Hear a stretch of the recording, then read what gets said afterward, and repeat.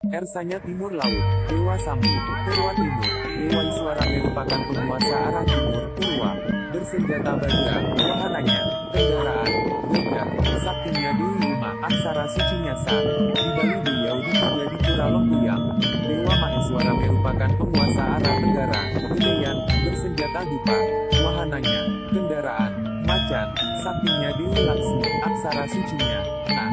Bali beliau dipuja di Pura Goalawa terletak di Kabupaten Kelungkung. Dunia Tenggara Dewa Maheswara, Daksina Selatan Dewa Brahma, Dasawara, Desa, Dewa Brahma merupakan penguasa arah selatan, Daksina, bersenjata gajah, wahananya, kendaraan, Amsa, saktinya Dewi Saraswati, aksara sucinya Ba.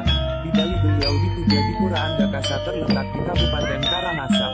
Dewa Rudramer, merupakan penguasa arah barat daya, Nairiti, bersenjata Moksala, wahananya, kendaraan, kerbau, saktinya Dewi Samodi, Santani, aksara sucinya, Ma. Di Bali beliau dipuja di Pura Uluwatu terletak di Kabupaten Badung, Banten, dengan Sesayut Sidawunggu, Tirta Mertakala, Tempa pada Usus, mantra Om Moksala Yantu Namo Tasmetik Senanaraya We Namo Namah, Noritia, desanya Raksabaya Kala Rajastra, Jayeng Satru Om Kalabiung Nama Swaha, Noritia Barat Daya Dewa Rudra, Paschima Barat Dewa Mahadewa merupakan penguasa arah barat Paschima, bersenjata naga pasa, wahananya, kendaraan, naga, saktinya Dewi Sanci, aksara suci nyata. Di Bali beliau dipuja di Pura Batu Karu terletak di Kabupaten Tabanan. Ersanya timur laut, Dewa Sambu, Purwa Timur, Dewa Iswara merupakan penguasa arah timur, Purwa, bersenjata Bajra, wahananya, kendaraan, gajah, saktinya Dewi Uma, aksara sucinya Sa. Di Bali beliau dipuja di Pura Lempuyang. Dewa Maheswara merupakan penguasa arah tenggara, Geneyan, bersenjata Dupa, wahananya, kendaraan, macan, saktinya Dewi Laksmi, aksara sucinya, Nah. Di Bali beliau dipuja di Pura Goalawa terletak di Kabupaten Kelungkung. Dunia Tenggara Dewa Maheswara, Daksina Selatan Dewa Brahma, Dasawara, Desa, Dewa Brahma merupakan penguasa arah selatan, Daksina, bersenjata gada, wahananya, kendaraan, Angsa, saktinya Dewi Saraswati, aksara sucinya Ba. Di Bali beliau dipuja di Pura Andakasa terletak di Kabupaten Karangasem.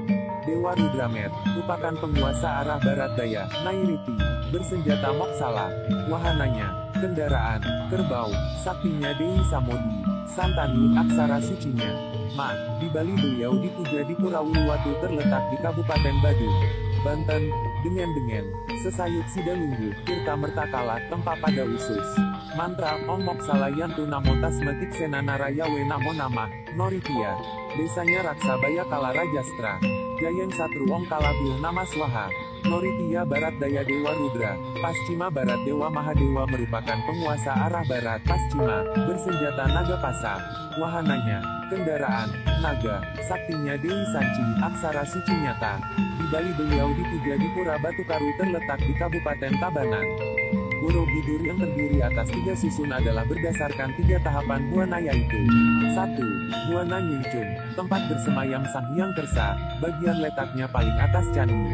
2. Buana Panca Tengah, tempat berdiam manusia dan makhluk lainnya bagian tengah candi. 3. Buana Larang, neraka, letaknya paling bawah, dasar candi. Sekali lagi ditegaskan bahwa candi di Jawa adalah ajaran asli Nusantara, bukan yang berasal dari India. Tapi candi-candi yang ada di tanah Jawa adalah candi yang dibuat oleh nenek moyang kita sendiri. Peradaban tinggi yang luhur peradaban asli Nusantara. Mari kita lihat pada ajaran luhur suku Sunda. Ajaran atau falsafah yang tampil pada bentuk patung dan stupa pada Borobudur adalah penggambaran ajaran moral agama asli Nusantara. Hal itu dapat kita artikan secara garis besar melalui falsafah Sunda Wiwitan adalah ajaran moral keagamaan dalam bentuk dialog antara pendeta utama dengan pewah, Batara Sri Penguas, Alam Kahyangan, dan Pewasan Yang Sri Penjaga Alam Kasurgaan. Tampil pada relief Borobudur, ditekankan bahwa setiap makhluk yang ada di jagat raya, baik di bumi sakala maupun di buana niskala, hendaknya mampu menjalankan tugasnya masing-masing, yaitu sesuai dengan kadar bayu, kekuatan, sabda, suara, dan medap iktikat yang diterima dari Sang Pencipta. Manusia pun hendaknya mampu menyeimbangkan bayu, sabda, dan hedapnya masing-masing melalui berbagai kegiatan tapa pengabdian, lahir dan batin, agar kelak bisa kembali ke kodratnya bagaikan dewa. Selain itu, dalam melaksanakan tapa manusia hendaknya diiringi oleh penuh rasa keikhlasan. Jangan rakus, jangan mengambil hak yang lain supaya tidak tersesat kembali ke bumi sakala dan mengalami sengsara. Apabila hendak berbuat kebajikan, Borobudur yang terdiri atas 3 susun adalah berdasarkan 3 tahapan buana, yaitu 1. Buana Nyungcung, tempat bersemayam Sang Hyang Kersa, bagian letaknya paling atas candi. 2. Buana Pancatengah, tempat berdiam manusia dan makhluk lainnya bagian tengah candi. 3. Buana Larang, neraka, letaknya paling bawah, dasar candi. Sekali lagi ditegaskan bahwa candi di Jawa adalah ajaran asli Nusantara, bukan yang berasal dari India. Tapi, inti pola dasar ajaran asli Nusantara adalah berbuat baik dan benar yang dilandasi oleh kelembutan rasa welas asih. Pola dasar tersebut diterapkan melalui Dharma 3 kebaikan, yaitu sebagai pemandu ukuran nilai atas keagungan diri seseorang. Derajat manusia diukur berdasarkan Dharma kebaikan. 1. Dharma Bakti, ialah seseorang yang telah menjalankan budi kebaikan terhadap diri, keluarga serta di lingkungan kecil tempat ia hidup manusianya, bergelar manusia utama. 2. Dharma Suci, ialah seseorang yang telah menjalankan budi kebaikan terhadap bangsa dan negara, manusianya bergelar manusia unggul, paripurna, menjadi idola. 3. Dharma Agung, ialah seseorang yang telah menjalankan budi kebaikan terhadap segala peri kehidupan, baik yang terlihat maupun yang tidak terlihat, yang tercium, yang tersentuh dan tidak tersentuh. Segala kebaikan yang tidak terbatasi oleh ruang dan waktu, manusianya bergelar manusia adiluhung, Batara Guru. Nilai-nilai yang terkandung di dalam Tridharma ini kelak menjadi pokok ajaran Budi Dharma, Buddha, yang mengutamakan budi kebaikan sebagai bukti dan bakti rasa welas asih terhad segala kehidupan untuk mencapai kebahagiaan, atau pembebasan diri dari kesengsaraan. Ajaran ini kelak dilanjutkan dan dikembangkan oleh salah seorang tokoh Mahaguru, Rasi Sakyamuni, Siddhartha Gautama, Sang Buddha, seorang putra mahkota, Kerajaan Kapilawastu di Nepal, India. Dalam ajaran falsafah asli Nusantara yang mendasari ajaran Hinduisme, Tuhan sebagai sinar suci atau manifestasi Tuhan yang menguasai menjaga alam semesta.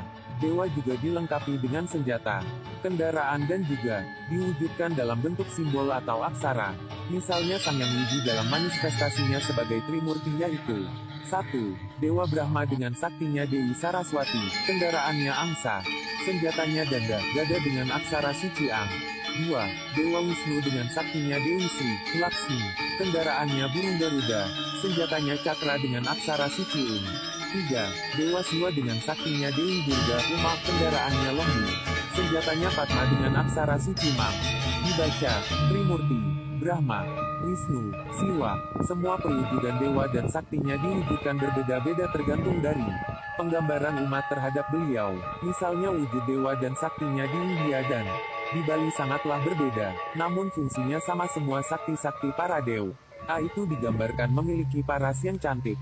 Namun Dewi Uma yang cantik Pahila dalam tugasnya sebagai Dewi Maut Durga, memiliki wajah yang sering digambarkan dalam wujud rangga oleh masyarakat Bali. Dewa Brahma berwujudkan sebagai Mahasi yang tua karena usia beliau melebihi alam semesta. Dikarenakan Dewa Brahmalah yang bertugas menciptakan segala sesuatu di alam semesta ini, beliau juga diwujudkan dalam bentuk berwajah 4 catur muka. Dewa Wisnu berwujudkan sebagai dewa yang berparas paling elok. Beliau juga diwujudkan dalam bentuk berkepala 3 trisirah. Dalam ajaran falsafah asli Nusantara yang mendasari ajaran Hinduisme, Tuhan sebagai sinar suci atau manifestasi Tuhan yang menguasai menjaga alam semesta.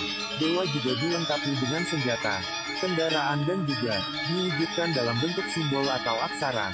Misalnya Sang Hyang Widi dalam manifestasinya sebagai Trimurti, yaitu 1. Dewa Brahma dengan saktinya Dewi Saraswati, kendaraannya angsa, senjatanya danda, gada dengan aksara suci Ang. 2.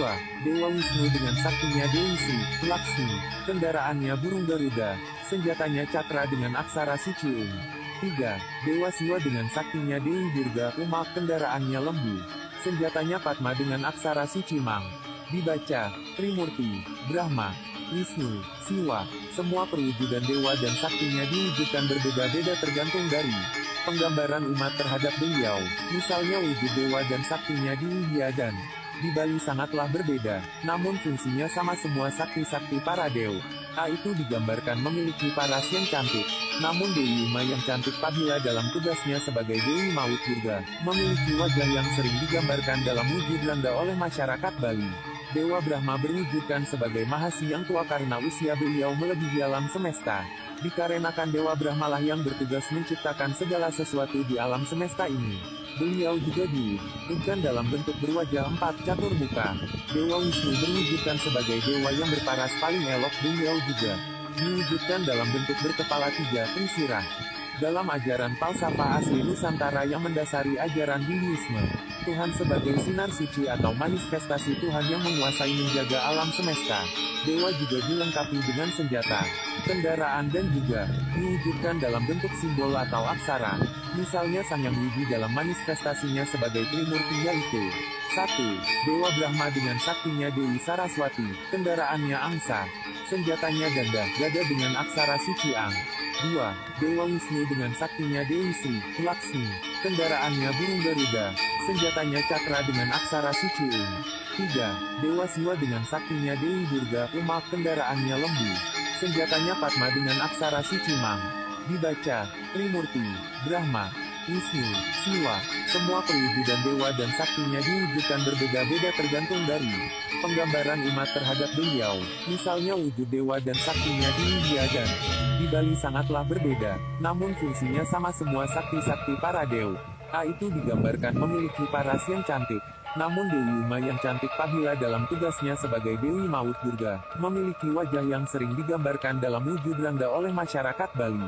Dewa Brahma berwujudkan sebagai Mahasi yang tua karena usia beliau melebihi alam semesta. Dikarenakan Dewa Brahmalah yang bertugas menciptakan segala sesuatu di alam semesta ini. Beliau juga diwujudkan dalam bentuk berwajah empat catur muka. Dewa Wisnu berwujudkan sebagai dewa yang berparas paling elok. Beliau juga diwujudkan dalam bentuk berkepala tiga trisirah. Dalam ajaran falsafah asli Nusantara yang mendasari ajaran Hinduisme, Tuhan sebagai sinar suci atau manifestasi Tuhan yang menguasai menjaga alam semesta.